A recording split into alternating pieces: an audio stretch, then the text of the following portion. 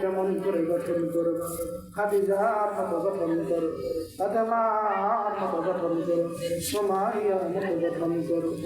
মা গো, পৃথিবীর জমিনে ওই মানুষটাই সবচেয়ে বড় সুখী মানুষ, যার ভিতরে দুটো গুণ আছে। কয়টা? যার ভিতরে দুটো গুণ আছে ওই মানুষটাই সবচেয়ে বড় সুখী। দুটো গুণ কে কে শুনবো? যে হাত তুলে আল্লাহকে দেখা। দুটো গুণ কে কে শুনবো? দুটো হাত তুলে বলেন লিল্লাহি তাকবীর, নারায়ে তাকবীর। আল কোরআনের আলো।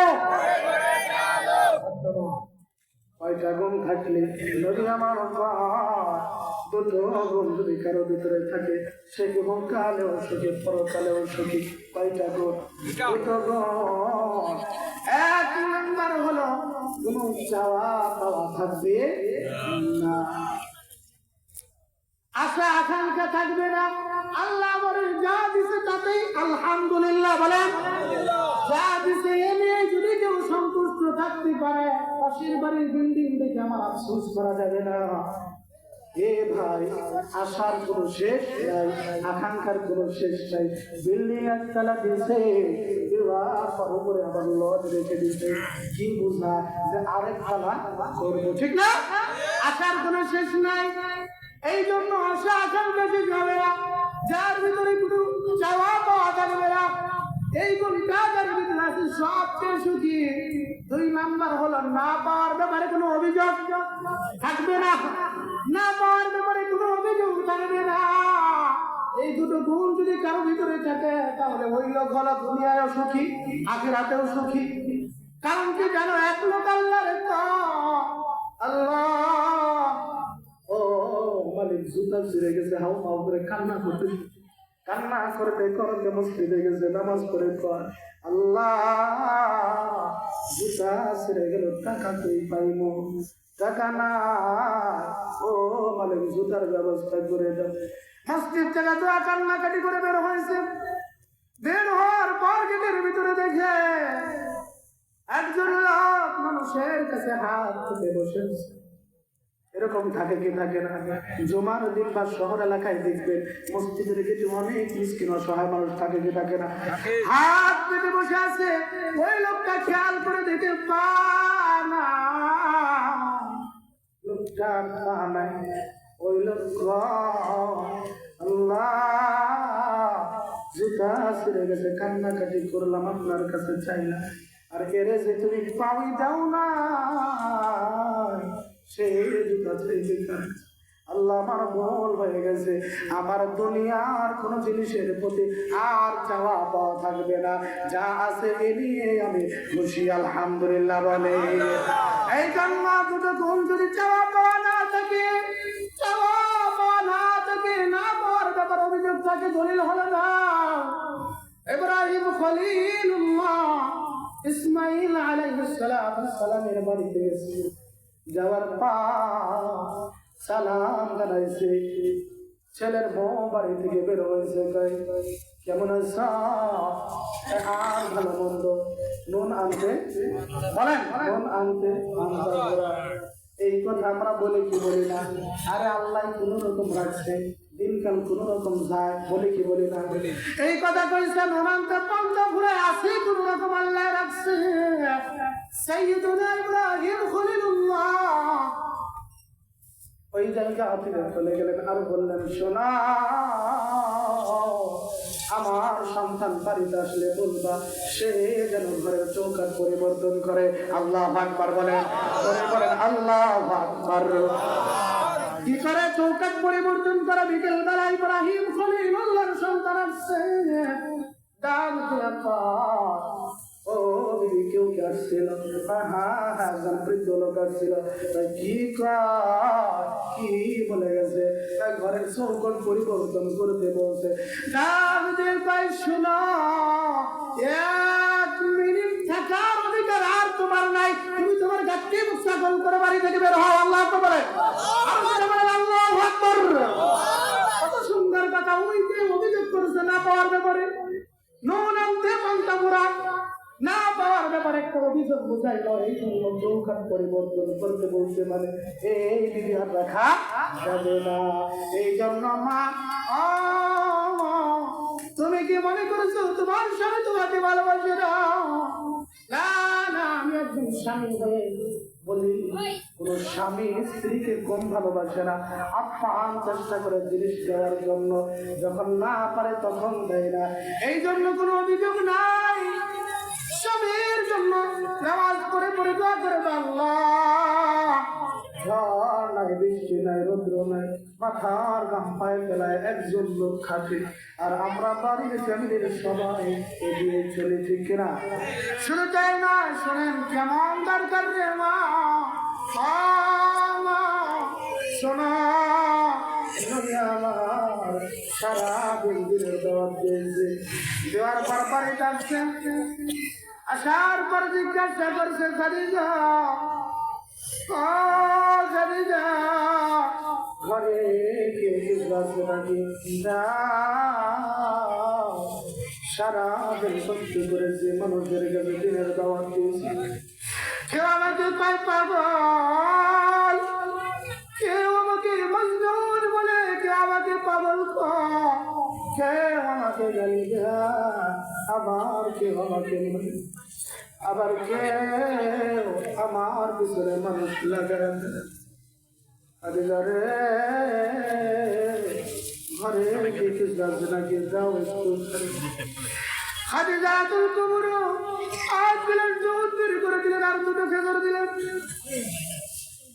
নবীজি আমার দুধ পান করার পর দুটো খেজুর, একটা খেজুর খাইলেন, আর একটা খেজুর খাদিজাতুল কুবরার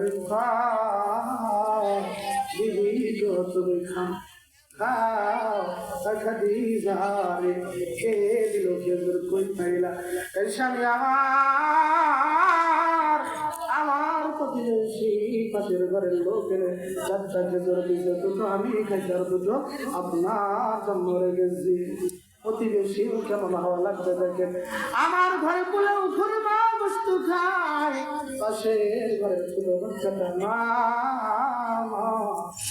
ওই আমার গোস্ত দেওয়া তা আমার গোস্ত সামর্থ্য নাই, কিন্তু একটু খোঁজ দেওয়া লাগবে, খোঁজ করে ধরে দাও।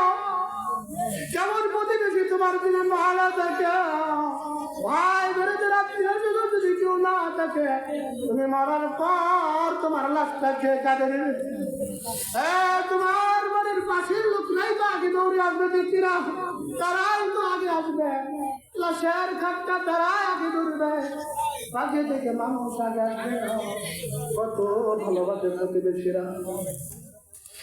তোমাকে গোসল করাইবে, তোমার রোহটা বের হয়ে গেছে, তোমাকে গোসল করাবে, যখন রোহটা বের হয়ে যাওয়ার পর তোমাকে উলম্ব রাখে না, পুরান আর নতুন না, একটা চাদর দিয়ে তো কম কম দেখে রাখে, কে রাখে না?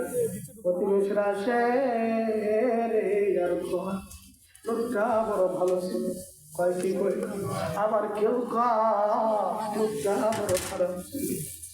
অর্থাৎ তোমাকে যখন ডেকে তৈল গোসল করাবে, কত ভালোবাসে, ঠান্ডা পানি দিয়ে গোসল করাই না, আবার খুব গরম পানি দিয়ে গোসল করাই না, একটু হালকা হালকা গরম পানি করে তোমাকে আমাকে গোসল করা শুধু দেয় না।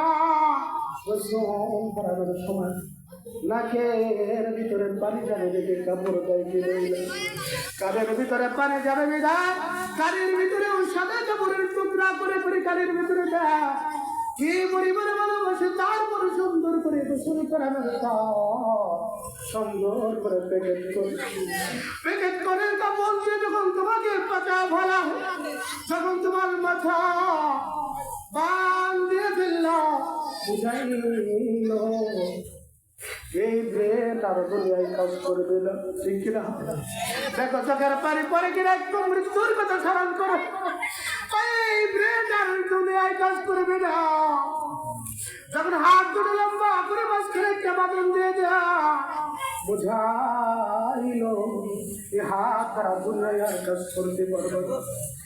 পায়ের উপরে যখন বাঁধ দিয়ে ফেলল, তোমারে বুঝাইল এই পা দিয়ে আর দুনিয়ায় সোজা হয়ে দাঁড়াতে পারবে না।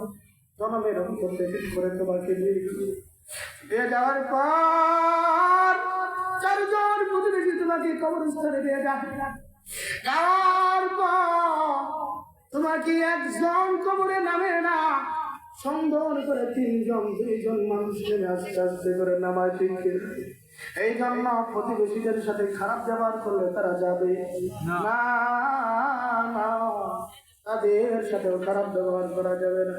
ওয়াবুদুল্লাহ ওয়ালা তুশরিকু বিহি শাইআ ওয়া বিল ওয়ালিদাইনি ইহসানা ওয়া বিল কুরবা ওয়াল ইয়াতামা ওয়াল মাসাকিন ইলা আখির আয়াত।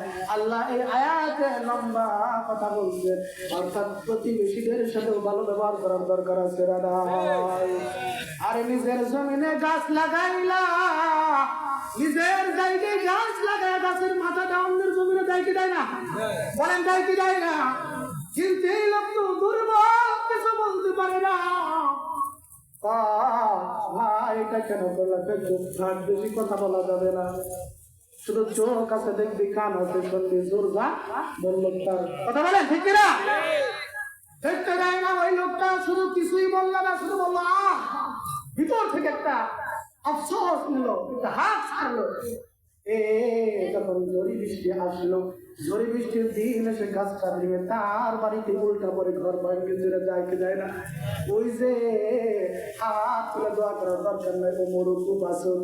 যদি কোনো মানুষকে কষ্ট দাও অন্তর থেকে, যদি শুধু বলে শব্দটা বের করে, তোমার ধ্বংস হওয়ার জন্য যথেষ্ট। প্রতিবেশীদের সাথে ভালো ব্যবহার করা লাগবে। বুঝাইতেছিলাম খাদিজা তো নবী গো সাজ্জাদ দিয়েছিল, দুটো আমি খাইছি, দুটো আপনার জন্য রাখলাম। স্বামী গো নবী আমার খাদিজা, আমি তোমাকে নিজের হাতে একটা খেজুর খাইয়ে দিব। সুবহানাল্লাহ বলেন, আল্লাহু আকবার। ও বাবা শুনো, খানা খাইতে বসে স্ত্রীতে যদি এক লোকমা খানা দাও মুখের ভিতরে তুলে যাও, নবী আমার বলে এতেও তোমার সওয়াব হয়। সুবহানাল্লাহ বলেন না? এতেও তোমার সওয়াব হয়। মহাব্বত বাড়ে, ভালোবাসা বাড়ে। স্বামী স্ত্রী একসাথে বসে প্রয়োজনে পারলে এক প্লেটে খানা খাইবেন, মাঝে মাঝে খাইয়ে দিবেন, অনেক সওয়াব আছে। তো যখন খাইয়ে দিতে গেছে, নবী আবার তাকিয়ে দেখলেন খাদিজা যে পোশাকটা পরে আছে, সেই শাড়িটা তার গায়ের ভিতরে এত জালি, এত জালি, আর বাকি ছিললে পানি দেওয়ার মতো। একটু কি খেয়াল করেছেন? তাম পৃথিবীর চাইলে যদি বলতেন আল্লাহ উহুদ পাহাড়টার সামনে পরিণত করে দেন, নবীর জন্য আল্লাহ দিতে পারতেন কি পারতেন না? আওয়াজ দিয়ে বলেন পারতেন কি পারতেন না? তার বিবির অবস্থা কি যেন নবী আবার 40 মণ স্বর্ণ নিয়ে আমাকে বিবাহ করলাম, তোমার শরীরে তো জীর্ণ শীর্ণ পোশাক।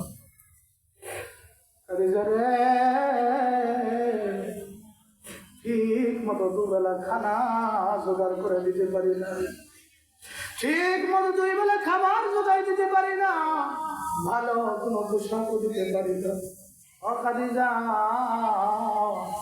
তোমার কোনো অভিযোগ নাই কেন? আল্লাহু আকবার বলেন, তোমার কেন অভিযোগ নাই? শুনো, জীবনটা সেই সিনেমার নায়িকার মতো সাজাইলে হবে না, জীবনটা নাটকের নায়িকার মতো সাজাইলে হবে না। যদি খাদিজার মতো জীবন সাজাইতে পারো, যদি ফাতেমার মতো জীবন সাজাইতে পারো, নিঃসন্দেহে তুমি জান্নাতি, এতে কোনো সন্দেহ আছে? কোনো সন্দেহ না। কবি আমার খাদিজা, তুমি দেখতে জিজ্ঞাসা করলেন স্বামী আমার, আমি এত ধন সম্পদ নিয়ে তোমার সাথে আসলাম, তোমার সাথে বিবাহে আবদ্ধ হলাম, এই সম্পদগুলো কোন রাস্তায় ব্যয় করেছ? কোনদিন তো জিজ্ঞাসা করলেন? নবী আমার ও খাদিজা জিজ্ঞাসা করলেন খাদিজা তো আমার স্বামী আমি জানি আমার সমস্ত সম্পদগুলো আপনি আল্লাহ রাস্তায় খরচ করেছেন সুবহানাল্লাহ প্রশ্ন করা লাগবে আমি জানি আপনি সব সম্পদ আল্লাহর রাস্তায় ব্যয় করেছেন রিপোর্টার নিয়েছিলাম শুধু তাই না তুমি আমার কয় খাদিজা তুমি কেন কিছু চাও না আমি জানি আপনার পকেটে পয়সা নেই ভাই চাইলে তারা পৃথিবীতে অনেক কিছু রেখে যাইতে পারছে কিছুই রেখে যান না শুধু আইলেন এই জন্য রে মা শুধু কোনো চাওয়া পাওয়া তাদের ছিল না একবার শুধু বলছিলেন নবীজির স্ত্রীগণ বলছিলেন নবী গো আমাদেরকে আপনি অমুক জিনিস দেন তমুক জিনিস দেন নবী আমার দাম দিয়ে কয় যারা সমস্ত স্ত্রীদেরকে দেখে দেখে বললেন তোমরা যদি দুনিয়া চাও দুনিয়ার জিনিস চাও আমি দুনিয়া দিতে পারবো না তোমরা সবাই চলে যাও আল্লাহু আকবার আরো জোরে বলেন আল্লাহু আকবার সবাই আওয়াজ দিয়ে বলেন আল্লাহু আকবার দুনিয়া যদি চাও চলে যাও দুনিয়া যদি চাও চলে যাও দুনিয়ার পার্থিব কোনো জিনিস আমি তোমাদেরকে দিতে পারবো না বন্ধুগণ খেয়াল করে শুনবেন মা আমার বোনেরা যথেষ্ট ভালো তোমাদেরকে বাসে তোমরাও ভালোবাসবা স্বামী এমন জিনিস আল্লাহর পরে কাউকে সেজদা করার জন্য বলতেন আল্লাহ পাক বলতেন স্ত্রীদেরকে স্বামীদের পায়ে সেজদা করো শুধু তাই না খাদিজা বলে নবী দুনিয়ার কিছু চাই না দুনিয়ার কিছু যদি চাইতাম 40 মণ স্বর্ণ নিয়ে ধন সম্পদ নিয়ে আপনার কাছে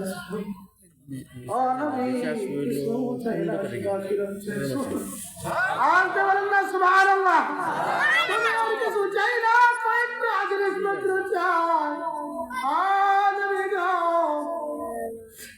আমি আপনার কাছে কয়েকটা জিনিস চাইবো যদি দেন আমি বড় খুশি হব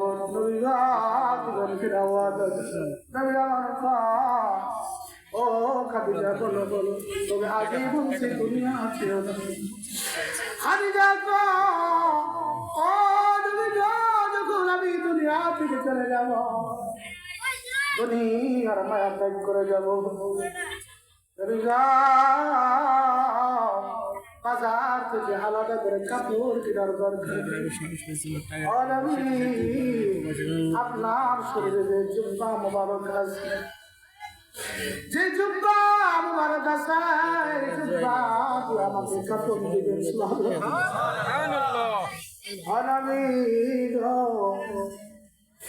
আমি খাদিজার খবর আপনি নিজ হাতে রাখবেন ওই জায়গা একটু আপনি হাঁটাহাঁটি করবেন একটু হাঁটাহাঁটি করবেন 3 নম্বর জায়গা আমার বড়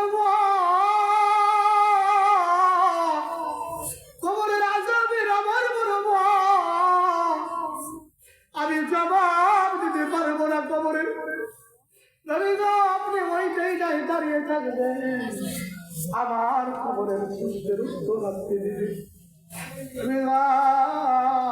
খবরের আজাবের বড় আপনি উত্তর দিবেন আমার ভিতরে অনেক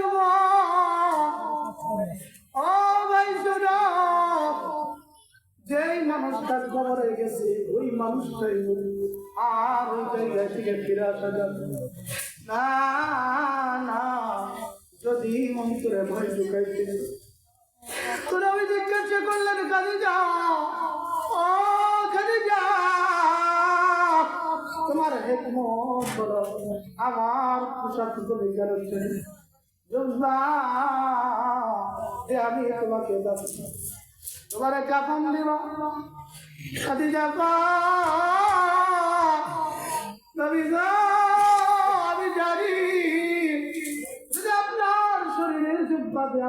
কাফন দেওয়া হয়।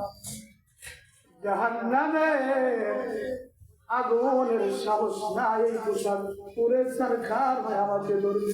আল্লাহু আকবার বলেন না।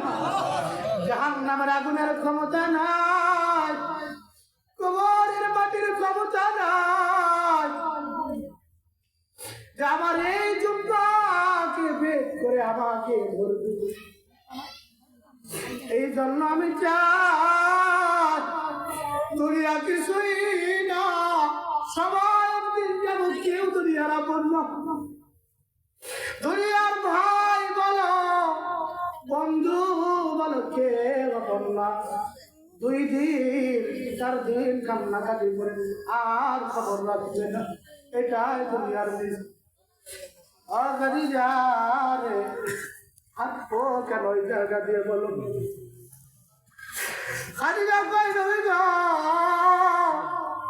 যেই জায়গার ভিতরে আপনার পা মোবারক পড়বে,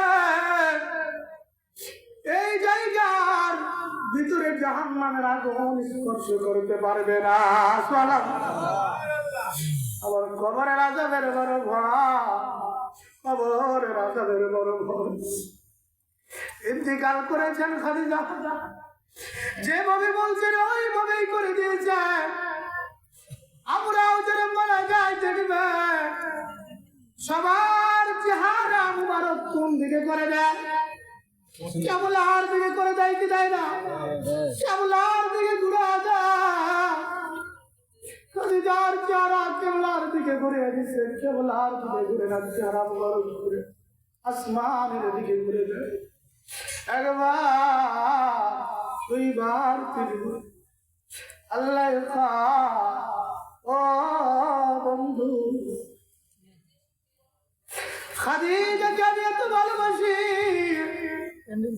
তার ধন সম্পদের মায়া করে নাই, আপনারা নিজের জীবনের চাইতে বেশি ভালোবাসা। নবী গো, পৃথিবীতে কেউ যদি আপনার এই নিজেদের চেয়ে বেশি ভালোবাসতে পারে, ওই লোক জান্নাতি। তবে আমি চাই খাদিজার চেহারাটা কেমন দিকে থাকবে। আমি আল্লাহ স্বয়ং আরশে আজিম দিকে বসে বসে খাদিজার চেহারা মোবারক দেখব। সুবহানাল্লাহ না? কিসের জন্য? চাওয়া পাওয়া ছিল, আমল করেছে, নবীজিকে নিজের চাইতে বেশি ভালোবাসছে। বন্ধুগণ, মা দুনিয়া দিয়ে কি করবা? অনেকের আশা আকাঙ্ক্ষা থেকে সুন্দর একটা স্বামী পাওয়া, অনেক যুবকের আশা থাকে সুন্দর একটা বিবি পাওয়া। ভালো পাইছো আর খারাপ পাইছো, কালো পাইছো আর সুন্দর পাইছো, পাইছো এ সপ্তাহ শেষ। এখন সন্তুষ্ট থেকে জীবনটা আমল করে করে সাজাও, আমলে জিন্দগি করো। আর কেমনে কবরে যাইবা ওই চিন্তা করো। আমি তো বারবার একটা কথাই প্রায় জায়গায় বয়ানে আমি এই কথাটা বলে দিই, বন্ধু রে ও যুবক ভাইরা, কপালটা বড় ভালো। কারণ কি জানো, এই উম্মতের আফসোস করলেও আমল করতে না পেরে যদি আফসোস করে আল্লাহর ভয় নিয়ে, আল্লাহ তাও আমল করার সওয়াবের আমল নামায় লিখে দিবে। আওয়াজ দিয়ে বলেন না সুবহানাল্লাহ। শোনো শোনো, হযরত মুআবিয়া রাদিয়াল্লাহু তাআলা আনহু রাতের বেলায় ঘুমাইছে। ঘুমানোর পর নিয়ম হলো ইশারের নামাজ পড়ে ঘুমাবে। ওই রাত্রে তাড়াতাড়ি উঠে ফজরের নামাজ পড়বে, আর পারলে তাহাজ্জুদ নামাজ পড়বে। যদি কেউ চায় আল্লাহর ওলি হবে, যদি কেউ চায় আল্লাহর সন্তুষ্টি, যদি কেউ চায় আল্লাহর জান্নাতে যাবে, ওই লোক যেন বেশি বেশি তাহাজ্জুদের নামাজ পড়ে। তাহাজ্জুদের নামাজ কেমনে? কারণ জানো,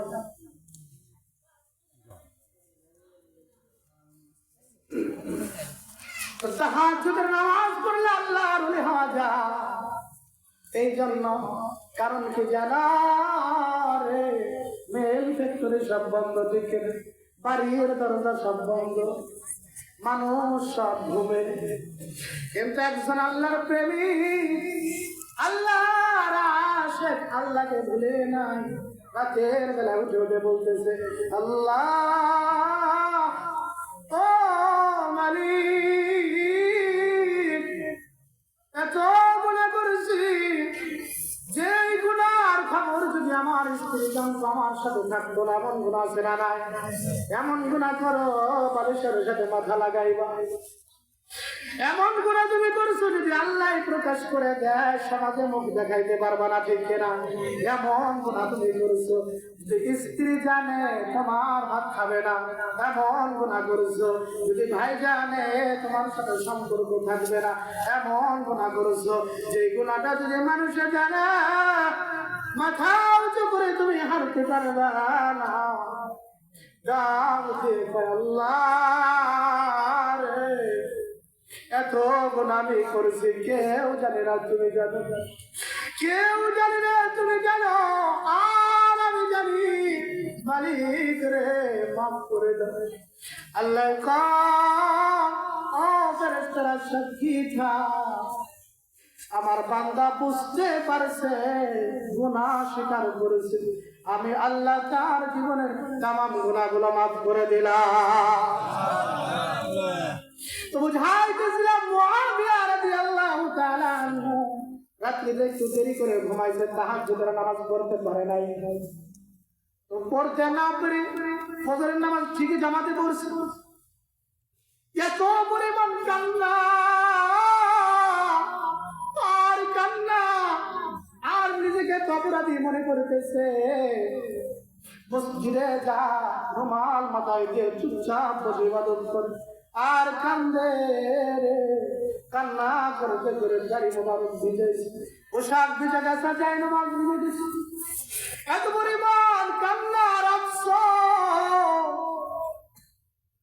পরের দিন রাত্রে যখন নাকি তাহাজ্জুদের সময় আসছে, কে যেন মাথা বোলায়, উঠো রে তাহাজ্জুদের নামাজ পড়ো। ঘুম ভেঙে গেছে, তাকিয়ে দেখে বিবি তো পাশে আছে, ডাক দিল কে? বিবি তো আমার পাশে, কে ডাক দিল?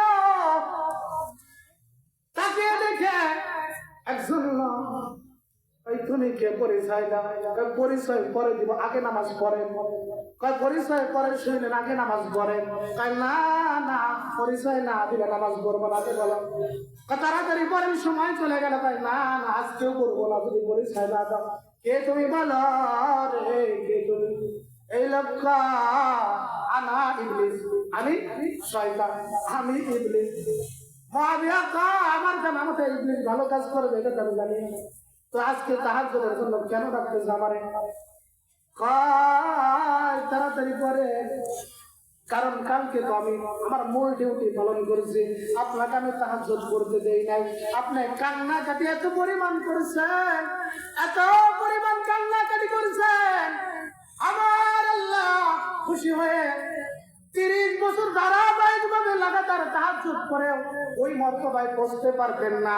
একদিন মাত্র তাহাজ্জুদ না করে যে কান্নাকাটি করেছে, আল্লাহ ওই মর্তবায় আপনাকে পৌঁছায়া দিয়েছে।